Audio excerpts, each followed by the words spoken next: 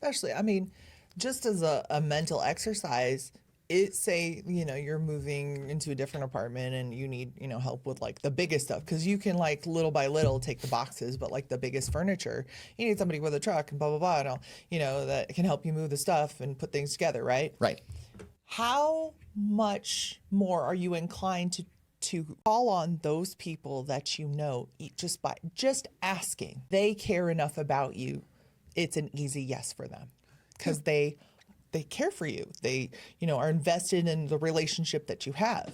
You're obviously more apt to call those people first. Right. Rather than the people that are like, well, I'll feed you. And then, when you need to ride to the airport next time, I'll make sure you can call me first. You're asking please in a different way. Exactly. You're putting more into there's a lot more you have to put on the table to write the, to balance the scales. Yeah. Like when you play Baldur's Gate and stuff, where it's like the vendor will not be happy with this trade, know? That kind of thing. It's like, well, you get away with giving away less because they're more involved in your relationship. Yeah, and so like you get to stack on the benefits and the consequences of previous iterations of the game of Please No in every relationship. Yep. So like in a marriage, for example, it's real. If you have a great relationship, it's really easy to be like, hey, what's up? And then all of a sudden, please, it's like you had me at. And that was it. And that's all it takes. And it's like, okay, cool, let's go. Not like I would know anything about that. Sure. And it's just a matter of like the quality of your relationships and how you build it up over time. Mm-hmm. But every relationship has to start from somewhere. And you have to go ahead and figure out what the context of the game is first with the different players involved. And we're going to go ahead and work on helping men to be in a better position to be better at getting yeses when they're asking please. So the bottom line is let's define power a little bit so that we can go ahead and frame the rest of the conversation around the idea of power. Dr. Taraban goes ahead and talks about power as the ability to get other people to do things that you want them to do. It's the ability to influence other people, get whatever your desired outcome is. Now, power is a tool. It is not intrinsically good or evil. It's a matter of the context under which you use power and how you manipulate power for your benefit. Because you can slice somebody's ear off with a sword, or you can cut down bramble. And depending on the context of what's going on, it can serve different purposes. So I would say that when we look at manipulation as like somebody's primary way of wielding power, you're going to end up like developing yourself in such a way that you will have intrinsically negative character traits that will develop over time. Like you will become more and more Machiavellian as you use power for ill over time. Yeah. Like, because you'll become accustomed to that being your primary tool in your toolbox. Well, it's like women. That is definitely like women. Okay, like, go into that. Like, just because we say like their values preserved. So when they're very young, they understand really quickly anyone that's at least moderately attractive, they can just exist in the world and just get stuff all the time. Until they hit the wall. Until they hit a wall. And then all of a sudden it's like, wait, hello, it's me. It's like, wait a minute, I got to be competent now? I got to go ahead and have a more balanced trade? I'm not the table anymore. Well, I think that's what ends up happening to a lot of women, though, is like they start the game with their inheritance and they decide whether they're going to blow it all or they're going to be wise about how they spend it over time. And a lot of times they just are delusional about things that happen in life because they're so accustomed to just getting things for free for like pretty privilege or whatever. Yep. And I'm convinced that as women develop, if they are really hot, they almost just stop developing at some point because they don't have to develop other parts of their character to achieve their objectives. Whereas I think it is extremely rare for a guy to be hot enough to do anything close to that. Yeah. Right? Whereas I think guys inherently have to work so hard to get a really good negotiating position in the game of Please No. Yeah. And now in this culture, honestly, women who have kind of lost a lot of currency or a lot of value in their pretty privilege, they still operate as if they had it, and demand, like that's where you get the I won't settle. And the, 6 feet, 6 figures, 6 inches, that whole thing.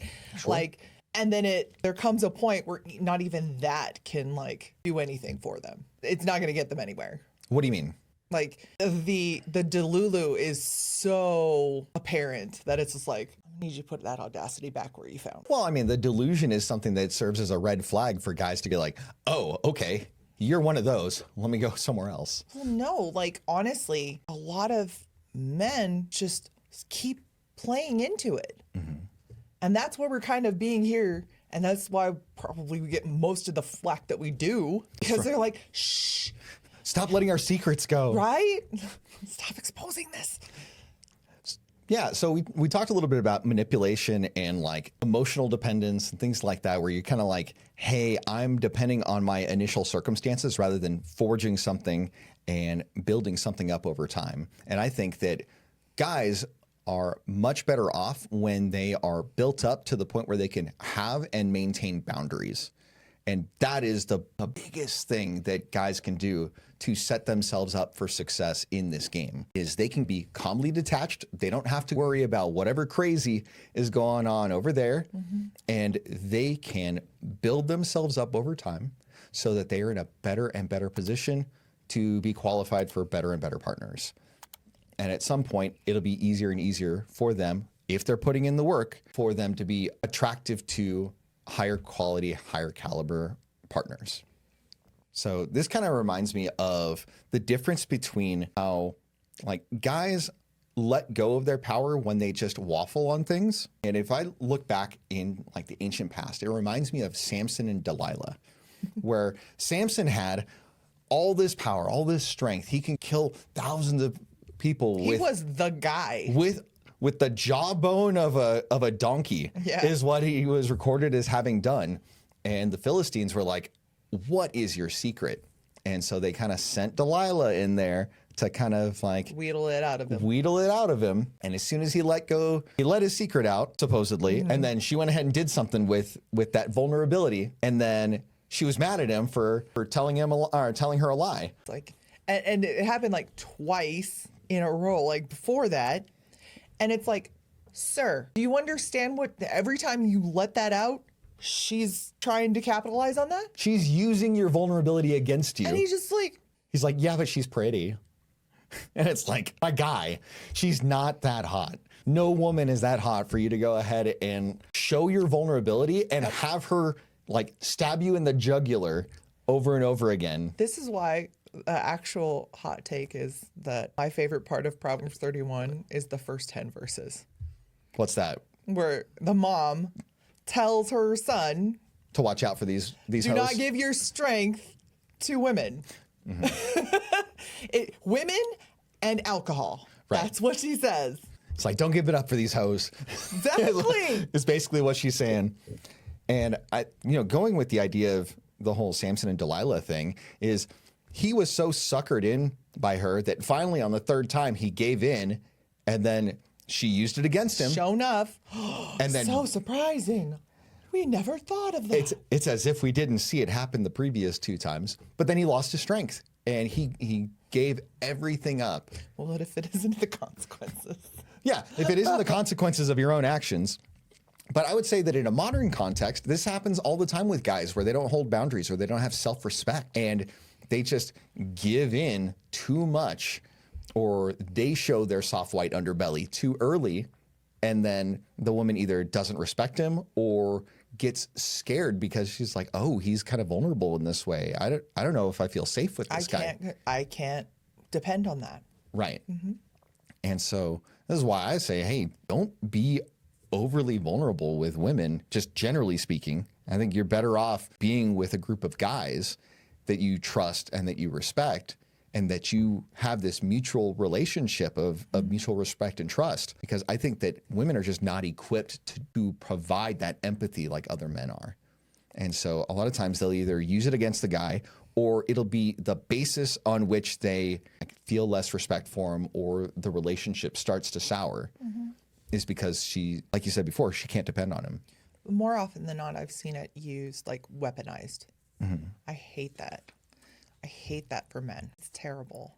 Now that we talked a little bit about, what the game is and some of the ways that it really backfires on men in a modern context, and even like drawing back from an ancient example of like how things go that we can look back to, I think now we can go ahead and look at something that Dr. Taraban calls 10 principles of power. These are 10 different things that if you look at this, you can see who has power in the relationship. And if you can go ahead and look at these concepts, you can draw how to implement them in your own relationship and in your own life. The first of which is whoever moves less is typically the person that has the power. Mm-hmm. Now think about it in a relationship like between a boss and a worker. Well, normally the boss calls the employee to meet them in their office, right? Mm-hmm. And so the employee goes to the boss's office. They are literally moving, whereas the boss doesn't have to move. Mm-hmm. If you look at the way that you communicate in email, typically it is expected that the employee will use proper pleasantries and formal language and address the boss with a certain air of formality. And if they don't, it's going to be reprimanded. Yeah, and the practice of reporting to your supervisor, not them checking in on you, because then that dynamic makes them a micromanager. Now, on the flip side, the boss, when they respond to email, there is not that elevated expectation of formality. They could just be like, hey, Bob, thanks for the input. I really appreciate you. And then that's all they have to go ahead and say. They don't have to wax eloquent or provide all the details unless they're providing really detailed feedback on what has been provided to them. If this message resonated with you, I'll ask that you go ahead and hit the subscribe button below so that you can go ahead and get more. And I ask that you send this message to someone who could benefit from it. I hope you have a fantastic day.